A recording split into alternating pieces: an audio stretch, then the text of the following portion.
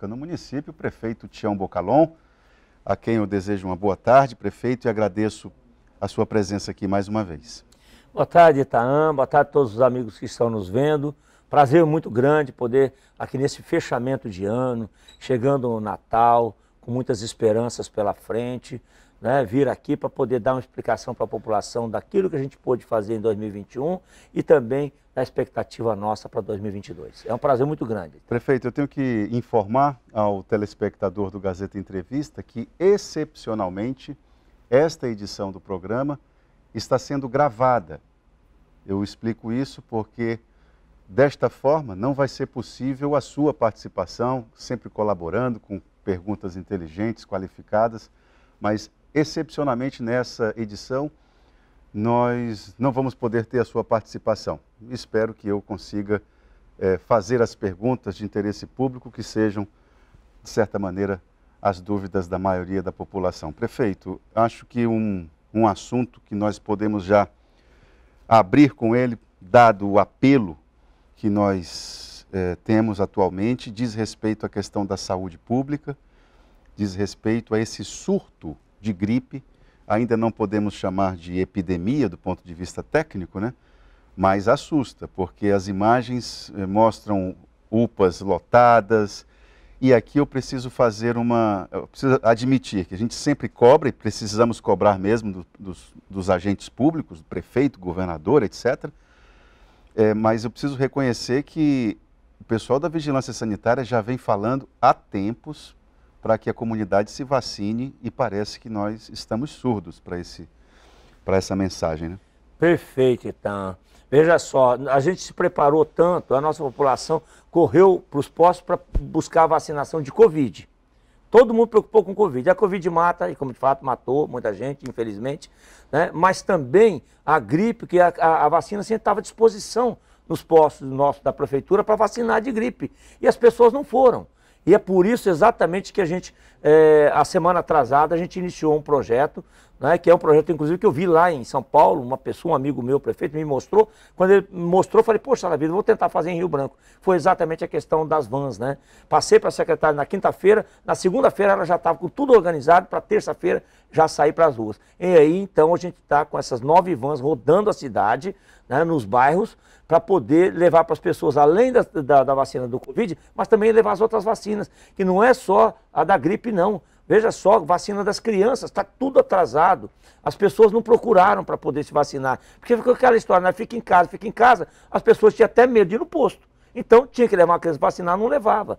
Então, agora é a hora da gente, nesse mutirão, tentar buscar um pouco desse atrasado. E o surto de gripe é resultado disso. Muita gente não se vacinou e aí está esse problema. E o negócio que não é só aqui, né? Se a gente ouve lá de Porto Velho, por exemplo, a situação do surto de gripe também está a mesma coisa. Então, o que a gente precisa é vacinar. E aí nossas equipes estão nas ruas, nas unidades de saúde, em todas elas, tem vacina para gripe e outras vacinas também. Porque precisamos vacinar, senão a coisa fica feia. Pois é, prefeito, agora parece que há uma questão cultural aí importante, porque nós, pelo menos quem tem um pouco mais de 40 anos, para mais para frente... Mas você não tem mais de 40. Eu tenho 47, mas o corpinho Não é de parece, 46. Não parece, não parece. Ô, prefeito, mas nós crescemos com uma ideia de que ficar gripado fazia parte do calendário do ano, né? E a gente não dava muita atenção a essa gripe. Então, a gripe nenhuma. Só que agora parece que o cenário mudou e nós ainda estamos resistentes a nos vacinar, independente de restrições de trânsito de pessoas, nós estamos resistentes à vacina. É por isso que a gente está apelando, né? Botamos essas vans na rua, são 14 dias, e a gente vai tentar renovar com o Ministério para botar mais 14 dias, para levar o máximo de vacinação. Porque muitas vezes as pessoas também, por comodidade, né? Mora lá 1.000 metros, 2.000 metros do posto, ele não vai no posto para se vacinar. A van passando na frente de casa, muitas vezes eles vão se vacinar. Inclusive, está sendo um sucesso total esse trabalho aí. Eu estou muito feliz com esse trabalho que está sendo feito de vacinação nas portas das casas. E Covid-19? Que leitura que o senhor faz a respeito do cenário? O Covid-19 ainda não foi embora, a gente sabe disso, né? Está aparecendo diversos casos aí e a gente precisa se cuidar, precisa vacinar. Acontece que tem muita gente que não se vacinou. Um só vacinou a primeira, não quis vacinar a segunda. Outros vacinaram as duas, mas não quer fazer a terceira. Gente, pelo amor de Deus, vamos vacinar. Eu já tomei minhas 3. entendeu? E eu peço que as pessoas, dentro do prazo, vá tomar a sua terceira dose, que é a dose de reforço, né? E que também aqueles que não vacinaram, ó, um exemplo só, o médico de Acrelândia, muito meu amigo, o doutor Rafael, e ele me disse, numa semana só deu 16 casos em Acrelândia, cidadezinha daquele tamanho. Aí pergunta, mas Rafael, por que 16 casos? A grande maioria não tinha se vacinado nenhuma vez. Nossa. Então a prova maior está aí. A vacina, o Covid está atacando as pessoas, a maioria das pessoas que não se vacinaram. Prefeito, a sua secretária, a sua atual secretária de saúde, a Sheila, ela é uma pessoa que criou uma expectativa, inclusive entre os servidores, de ser uma pessoa que, claro, tem que respeitar as determinações e diretrizes que são estabelecidas na equipe da prefeitura, mas ela criou uma expectativa grande, a presença dela, a figura dela, entre os servidores, de que com ela na Secretaria de Saúde do município, a revisão do plano de cargos, carreiras e remuneração poderia ser algo viável. Seria uma espécie, se não de defensora, mas uma pessoa que iria olhar com atenção. Queria saber do senhor qual é a ordem de prioridade que o senhor vai dar para isso na agenda de 2022. Na agenda de 2022 a gente pode mexer na questão dos planos de cargo, carreira e salário, podemos aumentar salário, podemos recuperar parte dessa inflação que há 3 anos não é feita a correção dos salários. Nós vamos fazer tudo isso. Agora, não é só para a saúde, só para a educação ou só para uma outra categoria. Nós queremos fazer isso de forma isonômica, entre todos os funcionários. Acho que todos merecem, né? Agora, evidentemente que a prefeitura tem limites.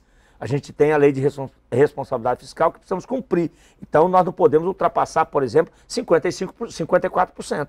Né, da receita. Então, esse ano acho que a gente fecha na faixa de 40 e poucos %, né? Então tem um delta aí? Tem, mas nós queremos discutir, por quê? Nós vamos construir mais 8 creches, precisa funcionar para 8 creches, quanto não precisa. Nós vamos construir mais escola centralizada, precisa funcionar para a escola centralizada.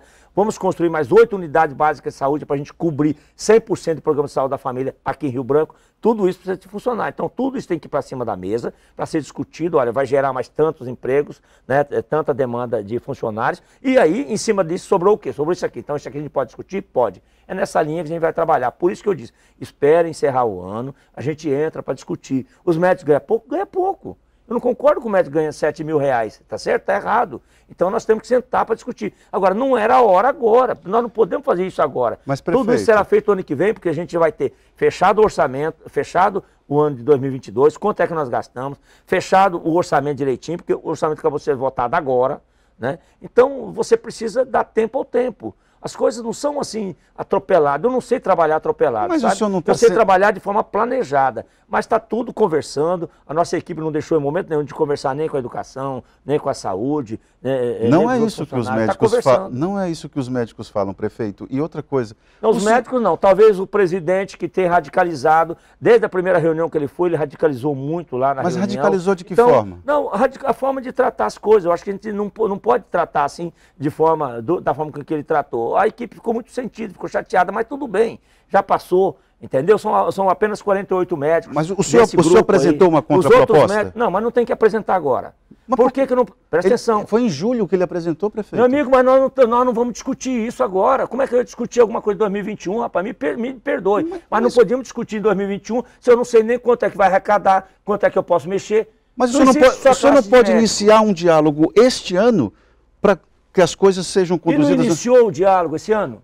Não é o que ele fala. Não, você não pode falar isso. Não, ele falou... Iniciou sim o diálogo esse ano. Acontece que eles queriam efetivação. Nós não vamos efetivar nada nesse ano. Está encerrando o ano, não efetivamos e não vamos efetivar. Nós vamos efetivar essas discussões no ano de 2022. Não adianta querer forçar a barra. Na verdade, eu vi o seu depoimento jogando a classe médica contra a população contra a classe médica. Numa agenda, numa inauguração de um posto de saúde no Calafate. Não é jogando. Peraí, presta atenção. É falar a verdade. Você falar a verdade agora é jogar? Dizer que o médico, o dia que ele foi diplomado, ele fez um juramento que ele vai trabalhar? Tá certo? Independente até do que ele ganha. Porque quantos médicos trabalham de forma de graça atendendo as pessoas para salvar vidas? Eu simplesmente falei isso. Se isso é jogar a população contra a classe média, então eu joguei. Mas a intenção não foi essa. Nós precisamos falar a verdade, não podemos ficar dando volta e querer proteger apenas um grupo. O senhor não está sendo intransigente? Não é intransigência nisso, é a verdade, meu amigo. Acontece que a verdade muitas vezes dói. E as pessoas que estão nos vendo sabem do que eu estou falando. Eu gosto da verdade, não gosto da conversa fiada e nem dessa tal de intransigência. Quando você trabalha com a verdade, muitas pessoas pensam que é intransigência. O senhor falou agora há pouco que o médico ganha R$7.000, mas muito pouco. Na campanha o senhor admitiu que eles ganham 1.800. Não, o salário na carteira, que é 1.800, é 2.000 e pouco. 1.800. Aí tem aqueles outros, as outras vantagens que acaba chegando a 7.000. Foi isso. E eu disse que era injusto na campanha, continuo dizendo que é injusto, mas que esse ano, 2021, não dá para fazer. E aí, então, 2022... Nós vamos trabalhar em 2022. A partir de quando, prefeito? Que o senhor senta a partir de janeiro a gente começa a discutir com o médico. Presta atenção, já disse, eu não vou privilegiar ninguém.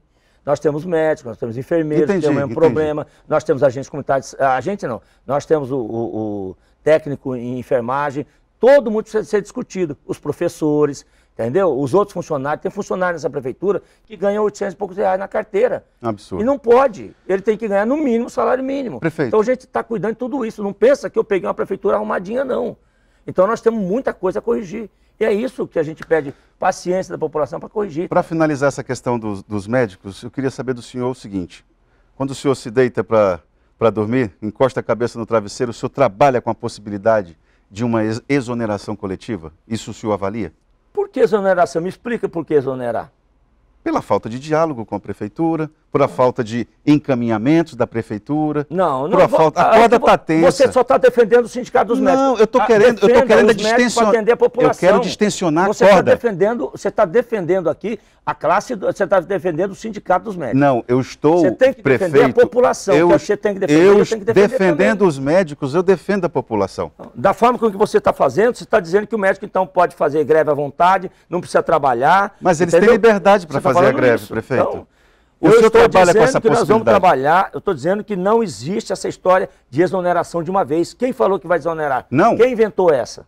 Quem inventou? Quem inventou essa de que vai exonerar todo mundo? Mas se a greve já foi uma resposta amena para uma possibilidade de uma exoneração coletiva. Presta atenção, meu amigo velho. Quando foi que você exonerou de forma coletiva nesse estado? Eles pediram exoneração, não é você. Não é o senhor, perdão. Não, se ele pedir exoneração, eu abro um concurso no outro dia. Pronto, era isso que eu queria saber. Você trabalha com essa possibilidade? Não, mas eles não vão fazer isso. A grande maioria deles são pessoas muito sensatas, sabe?